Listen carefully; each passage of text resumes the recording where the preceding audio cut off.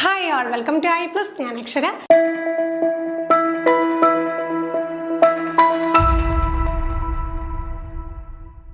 ഇന്ന് നമുക്ക് കേട്ടഡ് examination, seated examination common ആയിട്ടുള്ള കുറച്ച് സൈക്കോളജി ക്വസ്റ്റ്യൻസ് തന്നെയാണ് ഡിസ്കസ് ചെയ്യാനായിട്ടുള്ളതും. അത്രയധികം ഇമ്പോർട്ടൻ്റ് ആയിട്ടുള്ളൊരു ടോപ്പിക് ആയതുകൊണ്ടാണ് നമ്മൾ മാക്സിമം ക്വസ്റ്റ്യൻസ് വർക്കൗട്ട് ചെയ്യുന്നത്. ആദ്യത്തെ ചോദ്യത്തിലേക്ക് കിടക്കാം. വൈഗോട്സ്കീസ് യൂസ് കോഗ്നിറ്റീവ് ഡെവലപ്മെൻറ്റ് ആസ്. അപ്പോൾ നമുക്കറിയാലോ വൈഗോട്സ്കി മുമ്പുള്ള ക്ലാസ്സുകളിലും പറഞ്ഞിട്ടുണ്ട്, പിയാഷയും വൈഗോട്സ്കി ഒന്നും ഒഴിവാക്കാറില്ല. ചിലപ്പോൾ ഒരു സ്റ്റേജസ് വെച്ചിട്ട് ചോദ്യം ചോദിക്കും, ചിലപ്പോൾ എന്താണ് നമ്മൾ പഠിച്ച തിയറിയെ ബേസ് ചെയ്തിട്ട് ചോദിക്കും, ചിലപ്പോൾ ആപ്ലിക്കേഷൻ ലെവലിൽ ചോദ്യം ചോദിക്കും.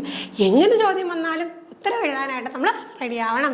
അപ്പോൾ നോക്കാം, വൈഗോട്സ്കിയുടെ കോഗ്നിറ്റീവ് ഡെവലപ്മെൻറ്റ് നമ്മൾ നോക്കിക്കഴിഞ്ഞാൽ effective adoption to the environment process, a collaborative process, an individual activity, a unified process. അപ്പം അദ്ദേഹത്തിൻ്റെ അഭിപ്രായ പ്രകാരം കോഗ്നിറ്റീവ് ഡെവലപ്മെൻറ്റ് എന്ന് പറയുന്നതും നമുക്കറിയാമല്ലോ അദ്ദേഹം എന്തുമായിട്ട് ബന്ധപ്പെട്ടിരിക്കുന്നു, സോഷ്യലൈസേഷനും അങ്ങനെ കുറേ കാര്യങ്ങൾ, സോഷ്യൽ കൺസ്ട്രക്റ്റീവ്സും ഒക്കെ നമ്മൾ പഠിച്ചു. അങ്ങനെ വരുമ്പോഴത്തേക്ക് എന്ത് ചെയ്യണം, മറ്റുള്ളവരുമായിട്ട് സഹകരിക്കണം, സഹവർത്തിത്വം വേണം. അങ്ങനെ വരുമ്പോൾ എന്താ ഉത്തരം വരിക?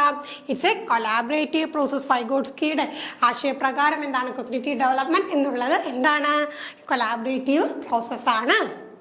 അടുത്ത ചോദ്യം, while proposing the relationship between language and thinking process, like Vygotsky's conceptualized language as A or N. അപ്പോൾ വീണ്ടും നമ്മൾ വൈഗോട്സ്കി ആയിട്ട് ബന്ധപ്പെട്ടുള്ള ഒരു ചോദ്യമാണ്. അദ്ദേഹത്തിൻ്റെ കൺസെപ്റ്റ് പ്രകാരം എന്താണ് ഈ പറയുന്ന ലാംഗ്വേജും തിങ്കിങ്ങും തമ്മിലുള്ള ആ ഒരു ബന്ധം, നമ്മുടെ ഭാഷയും ചിന്തയും തമ്മിലുള്ള ബന്ധത്തെക്കുറിച്ചുള്ള ചോദ്യമാണ്. സ്ഥിരമായിട്ട് റിപ്പീറ്റ് ചെയ്യുന്ന മറ്റൊരു കൺസെപ്റ്റ് തന്നെയാണ് വൈഗോട്സ്കിയും അതോടൊപ്പം തന്നെ എന്താണ് ലാംഗ്വേജ് ആൻഡ് തോട്ട് തമ്മിലുള്ള റിലേഷൻഷിപ്പും. നമുക്ക് ഓപ്ഷൻസ് നോക്കാം. Independent domain which is not related to cognition, cultural tool which facilitate cognition in multiple ways, form of egocentric speech is to only fulfill basic needs, hindrance to the development of cognitive abilities. അപ്പോൾ ഇദ്ദേഹത്തിൻ്റെ അഭിപ്രായ പ്രകാരം, വൈഗോട്സ്കിയുടെ അഭിപ്രായ പ്രകാരം language എന്ന്, അപ്പോൾ നമ്മൾ നോക്കണം കേട്ടോ, ലാംഗ്വേജ് ആൻഡ് തിങ്കിങ്. ഇപ്പോൾ ഇതിൽ ആദ്യം വരുന്ന സാധനം ലാംഗ്വേജ് ആയിരിക്കണം കേട്ടോ. അപ്പോൾ ഇൻഡിപെൻഡൻറ്റ് ഡൊമൈൻ എന്ന് പറയുന്ന അല്ലെങ്കിൽ cultural tool, form of egocentric speech അല്ലെങ്കിൽ ഹിൻഡറൻസ്, ഈ ആദ്യം വരുന്ന സാധനം എന്തായിരിക്കണം? ലാംഗ്വേജ് ആയിരിക്കണം. അപ്പോൾ ആ രീതിയിൽ വേണം നമ്മൾ ചിന്തിക്കാനായിട്ട്. അപ്പോൾ എന്തുവരും ഉത്തരം? ലാംഗ്വേജ് എന്ന് പറയുന്ന ഒരു കൾച്ചറൽ ടൂളാണ്, സാംസ്കാരിക ഉപകരണമാണ്. എന്തിനു വേണ്ടിയിട്ടാണ്? Which facilitate cognition in multiple ways. Multiple വേയ്സിൽ എന്ത് ചെയ്യണം? നമ്മുടെ കോഗ്നീഷനെ, നമ്മുടെ ചിന്തകളെയൊക്കെ ഫെസിലിറ്റേറ്റ് ചെയ്യാനായിട്ട് സഹായിക്കുന്ന ഒരു സാംസ്കാരിക ഉപകരണമാണ് എന്ത്? ലാംഗ്വേജ് എന്ന് പറയുന്നത്. അടുത്ത ചോദ്യം, which of the following is an examples of performance goal orientation. Performance goal ഓറിയൻറ്റേഷന് ഉദാഹരണം ഈ കൂട്ടത്തിൽ ഇപ്പോൾ 4 സാഹചര്യങ്ങൾ തരുവാണ്. അപ്പോൾ അതിൽ പെർഫോമൻസ് ഗോൾ ഓറിയൻറ്റേഷൻ ചെയ്യുന്നത് നമ്മൾ കണ്ടുപിടിക്കണം. A student studies hard to further her own growth. A student studies hard to achieve a deep understanding of a topic. A student studies hard to get a good grade and be better than others. A student studies hard to learn as much as possible from the teacher. അപ്പോൾ നമ്മളിതിൽ 3 നോക്കിക്കഴിഞ്ഞാൽ നമുക്കവിടെ performance എന്ന് പറയുന്ന സംഗതിക്ക് അത്രയധികം എന്താണ് അതിനെ മാത്രം ഓറിയൻറ്റ് ചെയ്ത് പോകുന്ന പോലെ അല്ല. നമുക്ക് ഓപ്ഷൻസ് നോക്കുമ്പോൾ തന്നെ മനസ്സിലാവും. അപ്പോൾ നോക്കിക്കേ, ഇതിൽ ഏതാണ് performance goal orientation? A student studies hard to get a good grade and be better than others. അപ്പോൾ എന്താണ് നമ്മൾ ഗ്രേഡിന് വേണ്ടി പഠിക്കുന്നു, ഓക്കെ. പിന്നെ എന്താണ് മറ്റുള്ളവരെക്കായും ബെറ്റർ ആകണം. അങ്ങനെ വരുമ്പോൾ അവിടെ എന്ത് വന്നു? ഒരു പെർഫോമൻസ് ഓറിയൻറ്റേഷൻ വന്നു അല്ലേ. സ്വന്തം ഗ്രോത്തിന് വേണ്ടിയിട്ട്, ടോപ്പിക്ക് ഡീപ്പായിട്ട് അണ്ടർസ്റ്റാൻഡ് ചെയ്യാനായിട്ട്, ടീച്ചറിൽ നിന്ന് മാക്സിമം കാര്യങ്ങൾ മനസ്സിലാക്കാനായിട്ട്, ഇതൊക്കെ നമുക്ക് ഒരിക്കലും എന്താണ് പെർഫോമൻസ് ഓറിയൻറ്റഡ് ഗോളാണെന്ന് പറയാൻ കഴിയില്ല. എന്നാൽ മറ്റുള്ളവരെക്കായും നന്നായിട്ട് എനിക്ക് പെർഫോം ചെയ്യണം, മറ്റുള്ളവരെക്കായും നന്നായി എനിക്ക് സ്കോർ ചെയ്യണം എന്ന് പറയുമ്പോൾ അതെന്താണ്? പെർഫോമൻസ് ഓറിയൻറ്റഡ് ആയിട്ടുള്ള ഗോളാണ്. അടുത്ത ചോദ്യം, following Vygotsky's ideas a teacher should. അപ്പോൾ എന്താണ്? അടുത്ത വൈഗോട്സ്കിയുടെ ഐഡിയാസ് നമ്മൾ പ്രാക്ടിക്കലി കൊണ്ടുവരുമ്പോഴുള്ള ഒരു ചോദ്യമാണ്. അപ്പോൾ വൈഗോട്സ്കി എന്ന ഐഡിയ പ്രകാരം ഒരു ടീച്ചർ എന്ത് ചെയ്യണം? Practice reciprocal teaching with her students, discourage the use of cultural tools by students, disseminate the knowledge to be memorized by the students, encourage students to compete with each other. അപ്പോൾ നമുക്കിവിടെ ഉത്തരം അറിയത്തില്ലെങ്കിൽ പോലും നമുക്ക് elimination ഇവിടെ നിന്ന് കൊടുത്ത് നോക്കിയാലോ. അപ്പോൾ നോക്കിക്കേ, discourage the use of cultural tools. Cultural tools വേണ്ട എന്ന് പറയുന്നത് എന്താണ്? തെറ്റാണല്ലേ. അപ്പം നമ്മൾ ഓൾറെഡി നമുക്കറിയാം ലാംഗ്വേജ് ഒരു കൾച്ചറൽ ടൂളായിട്ട് ഉപയോഗിച്ച കാര്യമൊക്കെ നമ്മൾ പറഞ്ഞതാണ്. അടുത്ത് നോക്കി, disseminate knowledge to be memorised, കാണാപ്പാഠം പഠിക്കാൻ നമ്മുടെ ഈ ഒരു ചിന്താധാര പ്രകാരം, വൈഗോട്സ്കിയുടെ ചിന്താധാര പ്രകാരം ഒരിക്കലും എന്താണ് റോട്ട് മെമ്മറൈസേഷനെ ഒരിക്കലും സപ്പോർട്ട് ചെയ്യുന്നില്ല. പിന്നെ എന്താണ്, കുട്ടികൾ തമ്മിൽ കോമ്പീറ്റ് ചെയ്യുക, കുട്ടികൾ തമ്മിൽ മത്സരിക്കുക. അപ്പം അതിനെ എന്താണ് ഭയങ്കരമായിട്ട് എൻകറേജ് ചെയ്യുക എന്ന് പറഞ്ഞ് ഒരിക്കലും വൈഗോട്സ്കിയുടെ ഐഡിയ പ്രകാരം നമുക്ക് സപ്പോർട്ട് ചെയ്യാൻ പറ്റുന്ന കാര്യമല്ല. അപ്പോൾ നമുക്ക് എന്തായിരിക്കും ഉത്തരം വരിക? Practice reciprocal teaching with the students. പ്രതിക്രിയ അധ്യാപനം ചെയ്യുക അല്ലേ.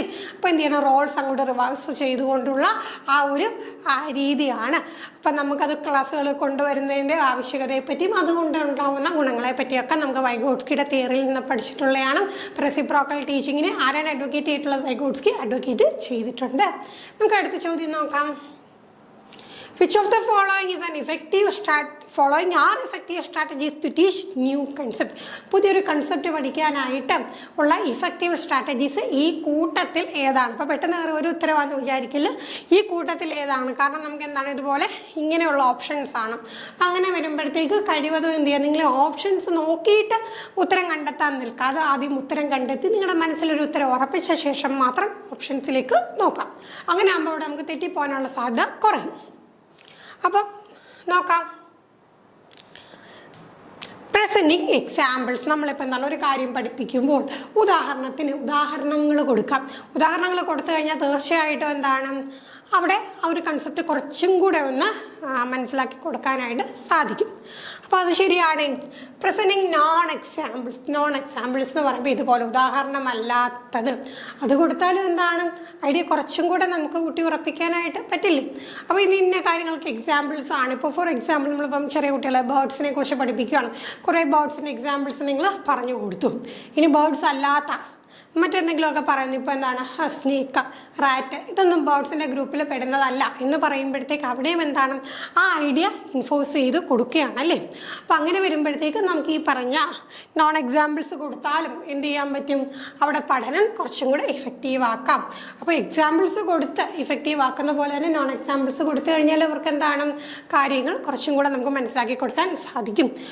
Promoting thinking about relation between എമോങ്സ് the concepts തമ്മിലുള്ള ബന്ധത്തെക്കുറിച്ച് എന്ത് ചെയ്യാനായിട്ട് കുട്ടികൾ ചിന്തിക്കാനായിട്ട് അവരെ പ്രൊമോട്ട് ചെയ്യും. കുട്ടികൾക്കപ്പോൾ എന്താണ് അവിടെ അവർ കുറച്ചും കൂടെ ഒരു റോള്, അതായത് ഒരു സെൻട്രൽ റോൾ ഏറ്റെടുക്കുകയാണല്ലേ. ടീച്ചർ എല്ലാം സ്പൂൺ ഫീഡ് ചെയ്ത് കൊടുക്കുന്നതിൽ നിന്ന് വ്യത്യസ്തമായിട്ട് കുട്ടി ആ ഒരു കൺസെപ്റ്റിനെ കുറിച്ച് ചിന്തിക്കുന്നു, കാര്യങ്ങൾ മനസ്സിലാക്കുന്നു. അങ്ങനെ വരുമ്പോഴത്തേക്ക് നമുക്ക് എന്താ മനസ്സിലാക്കാം, ഇവിടെ അതൊരു ഇഫക്റ്റീവ് സ്ട്രാറ്റജി തന്നെയാണ്. ഇനി നമുക്ക് അടുത്ത ഓപ്ഷൻ നോക്കിക്കഴിഞ്ഞാൽ കൂടുതലൊന്നും ചിന്തിക്കേണ്ട, റോട്ട് മെമ്മറൈസേഷൻ, കാണാപ്പാഠം പഠിക്കൽ. ഇതിനെ എവിടെ കണ്ടാലും അപ്പോഴേ വെട്ടി കളഞ്ഞോളൂന്ന് ഞാൻ പറഞ്ഞിട്ടുള്ളതാണ്. അപ്പോൾ ഈ നാലാമത്തെ ഓപ്ഷൻ ഇല്ലെന്നുള്ള കാര്യം ഉറപ്പല്ലേ. Giving a definition and encourage students to rote memorise it. അപ്പോൾ ഞാൻ ഡെഫിനിഷൻ കൊടുക്കുക, കുട്ടിയോട് പറയുന്നതാണ് പോയി കാണാതെ അങ്ങ് പഠിച്ചോ, അങ്ങനെ പറയുന്ന രീതി നമ്മുടെ പുതിയ എഡ്യൂക്കേഷൻ സിസ്റ്റത്തിൽ ഇല്ല. അപ്പം നമുക്ക് ഓപ്ഷൻസ് ഇനി ഇവിടെ നമ്മൾ കണ്ടുപിടിച്ച് കഴിഞ്ഞാൽ 1, 2 and 3 നമ്മൾ കണ്ടുപിടിച്ചു. ഇനി നമ്മുടെ ലിസ്റ്റിൽ ഇതുണ്ടോ എന്ന് നോക്കാം. തീർച്ചയായിട്ടും ലിസ്റ്റിൽ നമുക്ക് ആ ഒരു ആൻസർ ഉണ്ട്. അപ്പം നമുക്ക് ആ ഉത്തരം കിട്ടി. അപ്പോൾ ഇത്രയേ ഉള്ളൂ കാര്യം. ആദ്യം നിങ്ങൾ ഉത്തരം കണ്ടുപിടിച്ച ശേഷം മാത്രം ഇത്തരം ചോദ്യങ്ങളിലെ ഓപ്ഷൻസിലേക്ക് നോക്കാം. ഇപ്പോൾ ഓപ്ഷൻ നോക്കിയിട്ട് തിരിച്ചു പോകുമ്പോഴത്തേക്ക് എന്ത് സംഭവിക്കും, കൺഫ്യൂഷൻ ഉണ്ടാകും. അപ്പോൾ അങ്ങനെ നിൽക്കരുത്. നമ്മൾ പഠിച്ച കൺസെപ്റ്റ് നമ്മളൊന്ന് അപ്ലൈ ചെയ്ത് നോക്കാം, ഒരു ഉത്തരം മനസ്സിൽ ഉറപ്പിക്കുക, അതിനുശേഷം മാത്രം ലിസ്റ്റ് നോക്കാം. അപ്പോൾ ഇത്രയും ചോദ്യങ്ങളാണ് ഇന്നത്തെ സെക്ഷനിൽ നമുക്ക് ഡിസ്കസ് ചെയ്യാനായിട്ടുള്ളത്. മറ്റൊരു സെക്ഷനുമായിട്ട് നമുക്ക് വീണ്ടും കാണാം. Thank you all.